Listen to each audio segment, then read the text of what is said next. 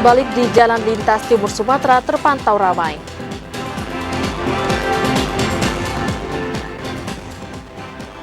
Tujuh puskesmas di Kabupaten Batanghari buka pelayanan 24 jam selama libur Idul Fitri. DPRD Sarolangun usulkan 3 nama penjabat bupati ke Kemendagri.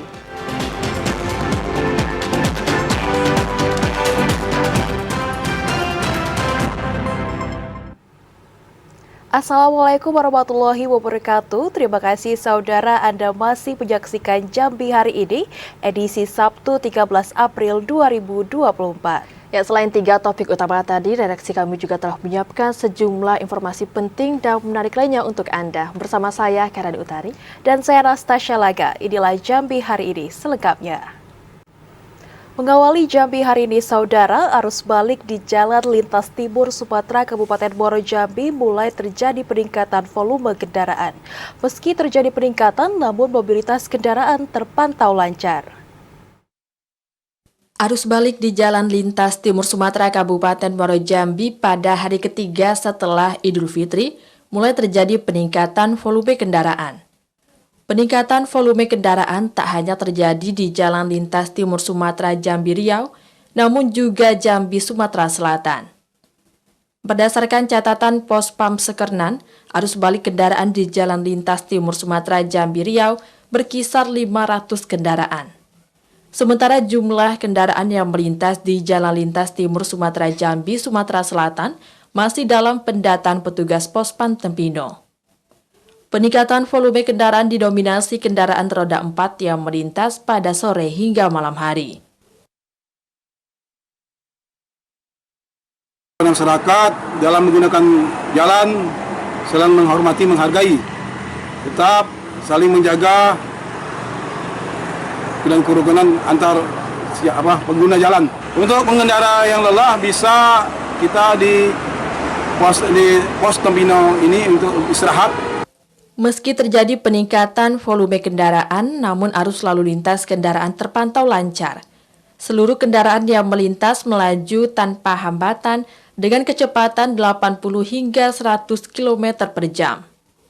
Volume kendaraan diprediksi akan mengalami peningkatan signifikan terjadi pada Minggu 14 April 2024.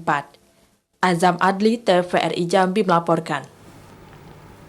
Saudara, Terminal Alam Barajo Kota Jambi terus meningkatkan pelayanan arus balik Lebaran 2024.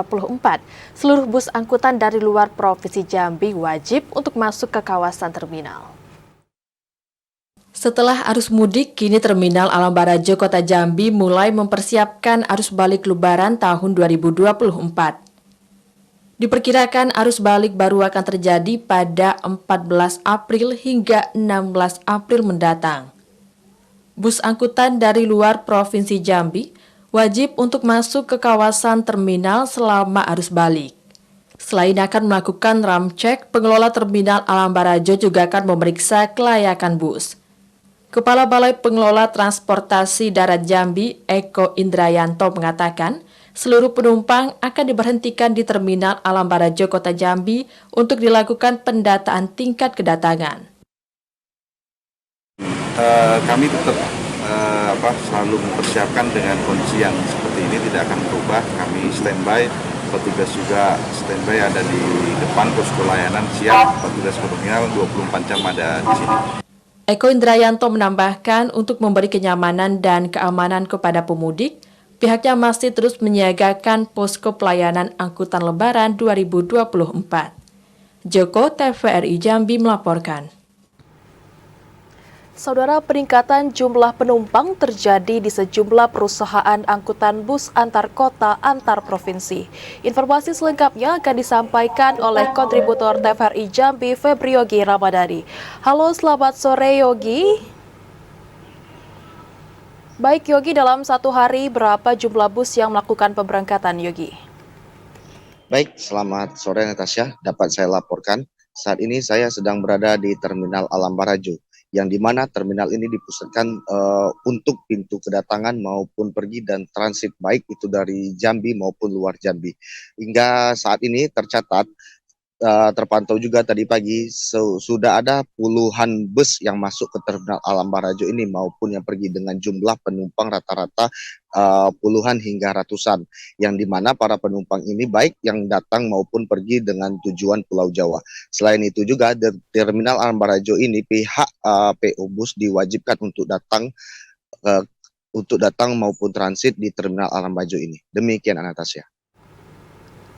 Baik, Yogi, peningkatan jumlah penumpang masih terus terjadi di perusahaan angkutan bus antar kota antar provinsi di Provinsi Jambi. Baik, terima kasih Yogi atas laporan Anda. Selamat bertugas kembali. Sementara itu, saudara, puncak arus balik di Kuala Tungkal, Kabupaten Tanjung Jabung Barat diprediksi terjadi mulai tanggal 13 hingga 15 April 2024. Pemudik diharapkan waspada selama perjalanan karena terjadi peningkatan mobilitas pengguna kendaraan roda 2 maupun 4. Peningkatan mobilitas dipastikan meningkat selama arus balik berlangsung. Kondisi ini harus menjadi perhatian serius para pengguna jalan. Kaposian 2 Arus Mudik dan Balik Polres Tanjung Jabung Barat, Ibda Ondo Siburian mengatakan, 3 hari pasca perayaan Hari Raya Idul Fitri 1445 Hijriah akan terjadi peningkatan arus balik.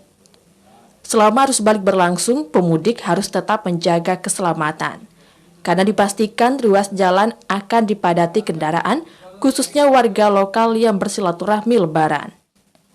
Selama perjalanan, pemudik diminta tetap menjaga kesehatan, memastikan kondisi kendaraan baik, serta mematuhi rambu-rambu lalu lintas.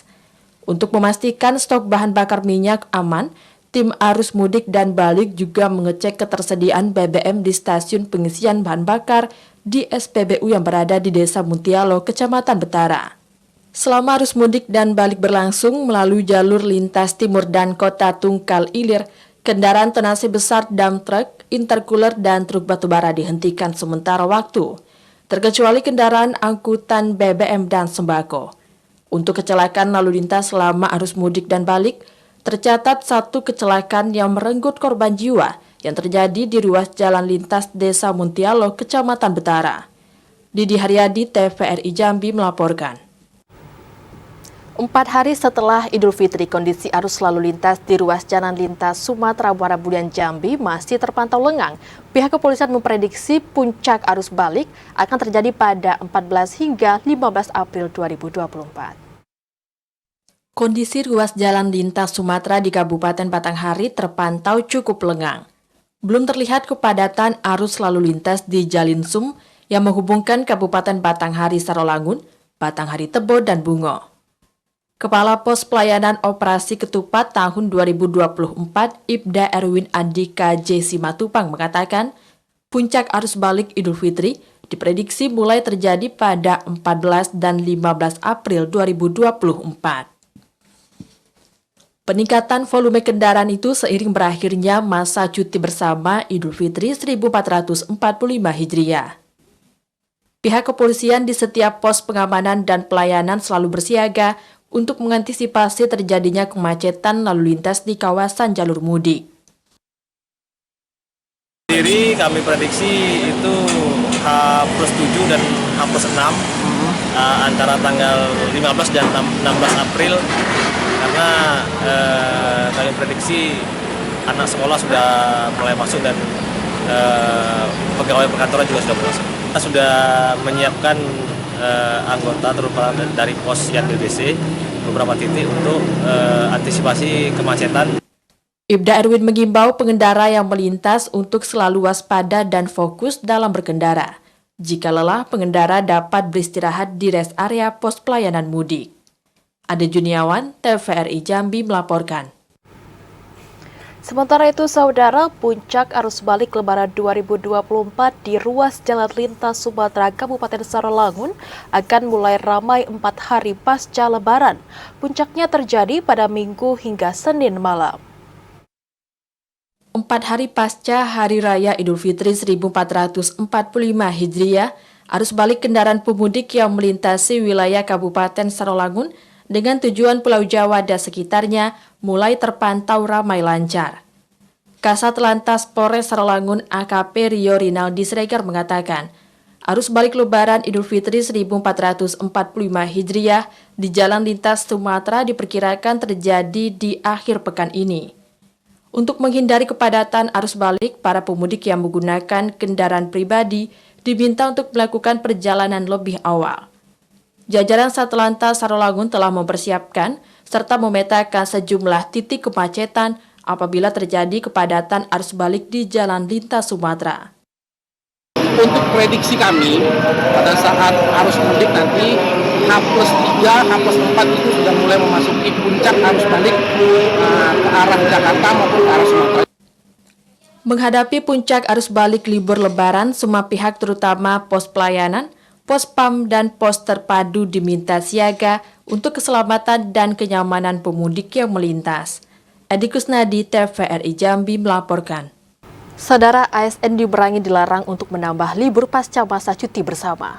Informasi selengkapnya usai jeda, saudara, tetaplah bersama kami.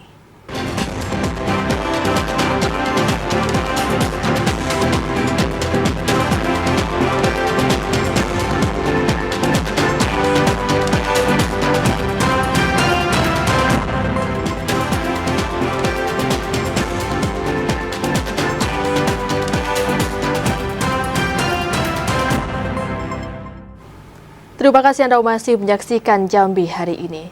Saudara, 7 puskesmas rawat inap di Kabupaten Batanghari membuka pelayanan 24 jam selama libur Idul Fitri. Selain petugas, Dinas Kesehatan Kabupaten Batanghari juga melengkapi persediaan obat-obatan. Pelayanan di sejumlah fasilitas kesehatan dalam wilayah Kabupaten Batanghari selama libur Idul Fitri dipastikan berjalan normal. Bahkan jadwal petugas yang berjaga di fasilitas kesehatan rawat inap tetap dibagi 3 shift sesuai jam pelayanan yang dibuka selama 24 jam. Sekretaris Dinas Kesehatan Kabupaten Batanghari, Dr. Baby Andihara mengatakan, pada Idul Fitri tahun ini pihaknya telah menyiagakan 7 puskesmas rawat inap untuk membuka pelayanan kesehatan selama 24 jam. Tak hanya petugas, Dinas Kesehatan Kabupaten Batanghari juga melengkapi persediaan obat-obatan di 7 puskesmas yang membuka pelayanan kesehatan selama 24 jam. Kita pelayanan juga ada 2 ya. Yang satu pelayanan secara dasar, itu artinya ada puskesmas yang buka itu sampai setengah hari seperti biasa. Kemudian ada juga puskesmas yang 24 jam. Ada 7 puskesmas yang 24 jam. Dr. Baby Andihara mengimbau masyarakat untuk mengecek kesehatan di puskesmas terdekat apabila kondisi kesehatan kurang membaik dan membutuhkan perawatan. Ade Juniawan, TVRI Jambi melaporkan. Informasi lainnya, saudara, ASN di jajaran Pemkab Merangin dilarang untuk menambah libur pasca masa cuti bersama Idul Fitri yang berakhir pada 15 April mendatang. ASN akan diberi sanksi apabila tidak masuk kerja tanpa adanya izin atasan dan prosedur yang diatur. Lebaran Idul Fitri 1445 Hijriah tahun 2024, aparatur sipil negara di jajaran pemerintah Kabupaten Merangin menikmati libur yang cukup panjang. ASN diberi jatah libur sejak tanggal 5 hingga 15 April 2024. Penjabat Bupati Merangin, Mukti, mengatakan akan memberi sanksi sesuai ketentuan yang berlaku kepada ASN yang kedapatan menambah libur atau tidak masuk kerja pada 16 April mendatang. Oh ya, kita sudah mengeluarkan surat edaran ya, ASN sesuai dengan ketentuan, liburnya sudah jelas, ya, berarti panjang sekali liburnya, nanti hari Selasa depan ya itu masuk kembali ya. Seluruh ASN ditegaskan tidak mengambil cuti di luar hari yang telah ditentukan, sebab libur yang diberikan sudah sangat panjang. Libur Lebaran itu sudah sangat cukup untuk pulang kampung dan berkumpul dengan keluarga. Diharapkan setelah Lebaran, ASN kembali bekerja maksimal untuk memberikan pelayanan publik yang terbaik bagi masyarakat. Di hari pertama bekerja, Mukti menegaskan akan menggelar inspeksi mendadak untuk mengecek kedisiplinan ASN dan pelayanan publik dapat kembali optimal. Ramadan Cerbitaka saat TVRI Jambi melaporkan. Ya, saudara, berbagai aktivitas digelar oleh umat Islam untuk menyemarakan Hari Raya Idul Fitri. Seperti yang dilakukan warga Desa Muaro Jambi yang melaksanakan pawai topeng labu keliling kampung. Hari Raya Idul Fitri 1445 Hijriah disambut dengan sukacita oleh umat Islam di berbagai daerah. Salah satunya di Desa Muaro Jambi, Kecamatan Marosebo, Kabupaten Muaro Jambi. Setiap hari Raya Idul Fitri, umat Islam di desa ini menggelar pawai keliling kampung. Menariknya, pada pawai ini para peserta menggunakan topeng labu yang telah dikeringkan dan diwarnai sedemikian rupa. Untuk menarik penonton, pawai topeng labu diiringi irama musik yang dihasilkan dari alat musik tradisional khas daerah setempat. Penggiat budaya topeng labu, Borju, mengatakan, tradisi pawai topeng labu memiliki sejarah bagi masyarakat Desa Muaro Jambi.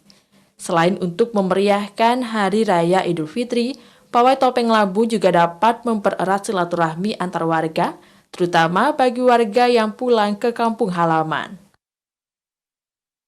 Diceritakan ya, masyarakat Desa Muaro Jambi terkena wabah kusta, dan orang-orang yang terkena kusta tersebut dia diasingkan ke dalam hutan oleh masyarakat. Tapi kalau topeng labu Muaro Jambi sendiri kaitannya dengan sosial masyarakat itu nilai yang di dalam keseniannya ini, yaitu kesetaraan manusia. Pawai topeng labu keliling kampung sudah menjadi agenda tahunan yang digelar masyarakat Desa Muaro Jambi.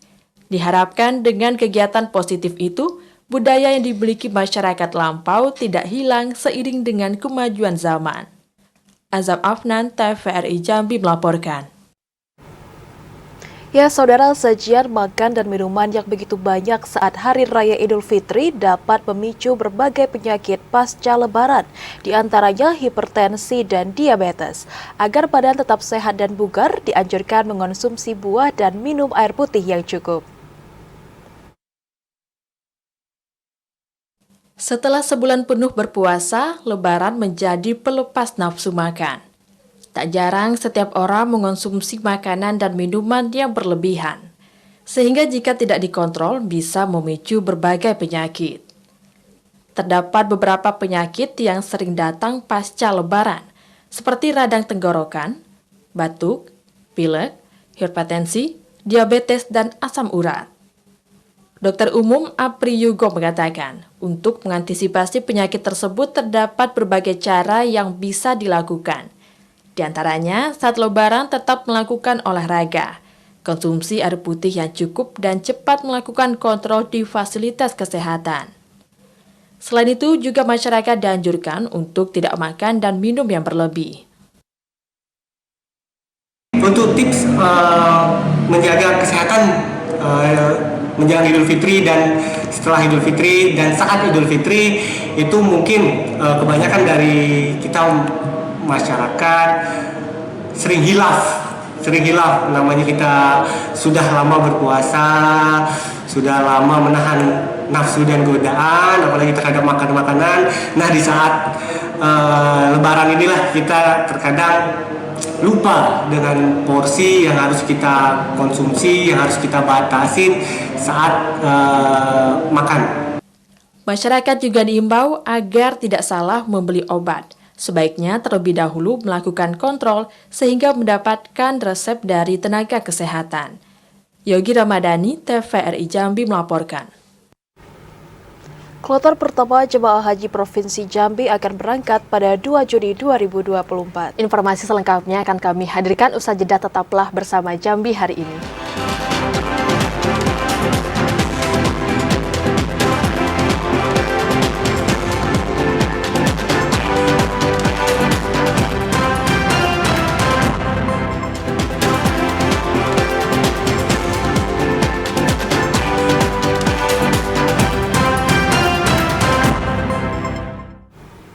Terima kasih Anda masih menyaksikan Jambi hari ini. Saudara, DPRD Kabupaten Sarolangun telah mengusulkan 3 nama untuk menjadi penjabat Bupati Sarolangun. Ketiga nama tersebut sudah diusulkan ke Kemendagri saat masa batas akhir pengusulan. Penjabat Bupati Serolangun saat ini dijabat oleh Bahril Bakri, yang merupakan Kabag Perencanaan di lingkungan Kemendagri. Jabatan penjabat Bupati Serolangun akan berakhir pada 22 Mei mendatang. Ketua DPRD Serolangun Tontawi Juhari mengatakan, pihaknya telah menerima surat permintaan pengusulan nama penjabat bupati untuk menjalankan roda pemerintahan di bumi sepucuk adat Serumpun Peseko. Setelah menerima surat terkait pengusulan nama penjabat bupati, pihaknya telah melakukan rapat bersama fraksi di DPRD Serolangun. Dari hasil rapat fraksi, pihaknya sepakat mengusulkan 3 nama calon penjabat. 2 nama berasal dari eselon 2 di lingkup pemerintah Provinsi Jambi dan 1 nama pejabat eselon 2 di lingkup pemerintah Kabupaten Serolangun. Kita ada 3 nama kemarin yang kita usulkan. Salah satunya ada dari dinas yang ada di Kabupaten Serolangun, yang 2-nya dari provinsi. Dan saya dapat informasi kemarin karena deadline-nya tanggal 1 April, hari Senin kemarin, harus sudah sampai ke kementerian, maka saya mendapat info juga di provinsi juga hal yang sama. Tontawi Jauhari memastikan, dari 3 nama yang diusulkan, pihaknya tidak mencantumkan nama PJ Bupati Serolangun saat ini Bahril Bakri. Tak dicantumkannya nama Bahril Bakri karena wewenang penunjukan pegawai di lingkup Kemendagri merupakan hak Mendagri dan Presiden Republik Indonesia. Edi Kusnadi, TVRI Jambi melaporkan. Kanwil Kemenak Provinsi Jambi menjadwalkan keberangkatan pertama kloter jemaah haji Provinsi Jambi dilakukan pada 2 Juni 2024.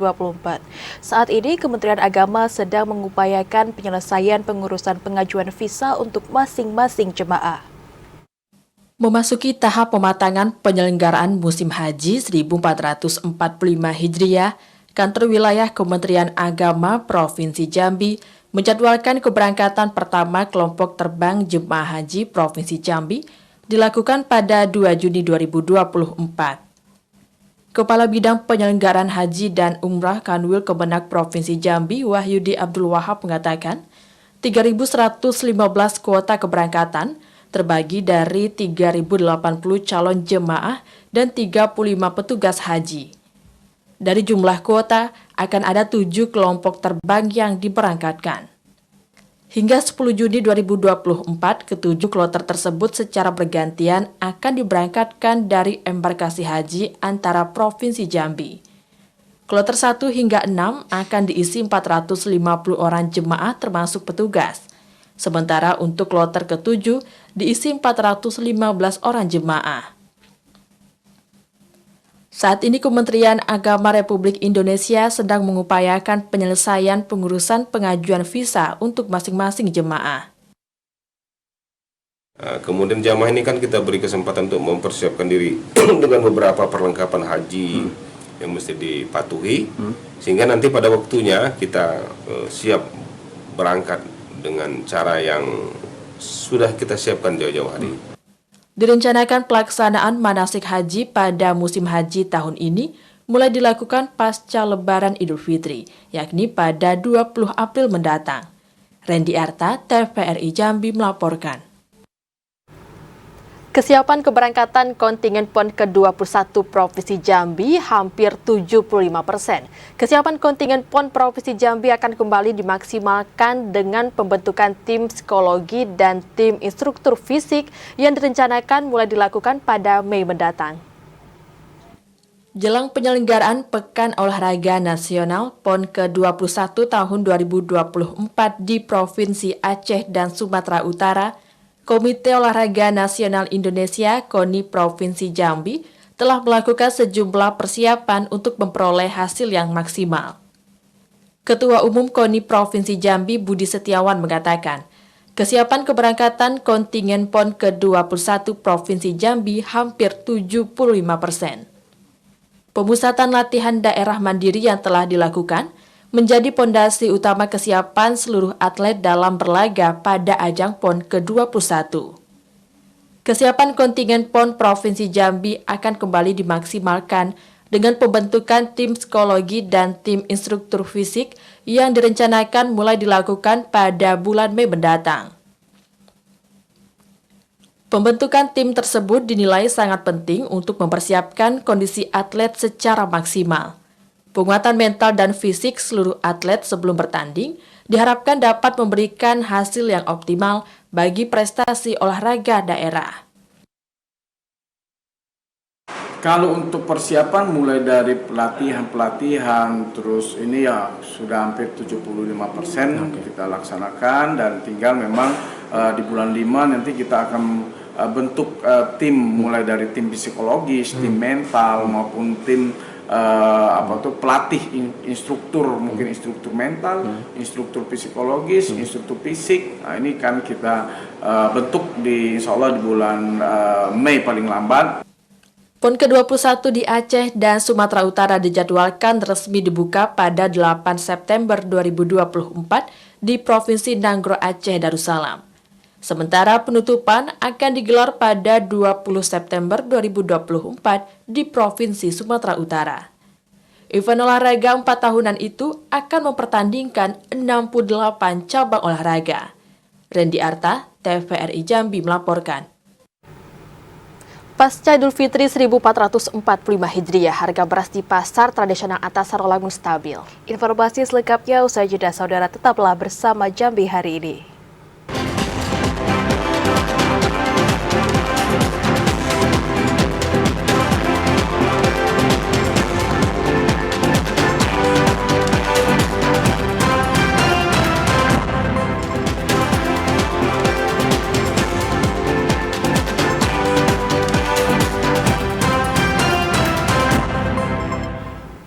Terima kasih saudara, Anda masih bersama kami di Jambi hari ini.